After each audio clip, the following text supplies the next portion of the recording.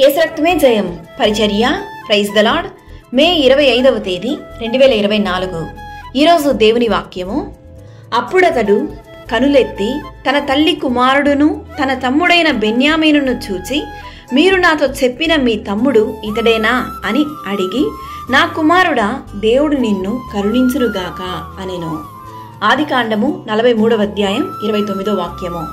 అవును క్రీస్తునందు ప్రియులారా, అన్నదమ్ముల చేత అపహసించబడి అమ్మివేయబడినటువంటి యోసేపును దేవుడు ఐగుప్తులో హెచ్చించెను. ఫరో తర్వాత ఫరో అంతటి అధికారమును ఐగుప్తు దేశములో ప్రధానిగా దేవుడు యోసేపును నియమించెను. అయితే దేవుడు ఒక కల ద్వారా యోసేపునకు జరగబోచున్న విషయమును తెలియజేసెను. అదేమనగా, రానున్నటువంటి 7 సంవత్సరములు సమస్త దేశములో సమృద్ధి అయిన పంట పండును. అయితే రానున్న మరొక 7 సంవత్సరములు సమస్త దేశంలో కరువు సంభవించును అని. ఈ సమృద్ధిగా పండిన 7 సంవత్సరములు మనము ధాన్యమును సమకూర్చిన ఎడల కరువు సంవత్సరంలో మనము ఆహార కొరత లేకుండా ఉండవచ్చును అను గొప్ప ఆలోచనను ఐగుప్తు రాజుకు యోసేపు ఇవ్వగలిగెను.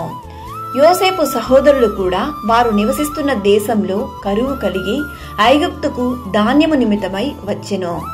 అలా వచ్చినప్పుడు యోసేపు ఎవరో తెలియక వారు యోసేపు దగ్గరే ధాన్యమును ఇవ్వమని అడుగుతారు.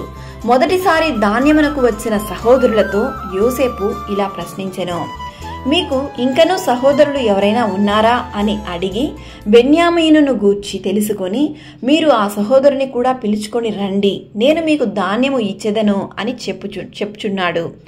వారిని చూచినప్పుడు పలికిన మాటయే ఈ వాక్యము, నా కుమారుడా, దేవుడు నిన్ను కరుణించునుగాక అని.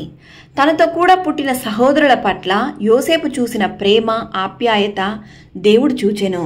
యోసేపు వలె ఈరోజు ఈ వాక్యం వింటున్న మనం కూడా పరిశుద్ధంగా, నీతి నిజాయితీగా సహోదరుల పట్ల ప్రేమ కలిగి మనం జీవిద్దాం.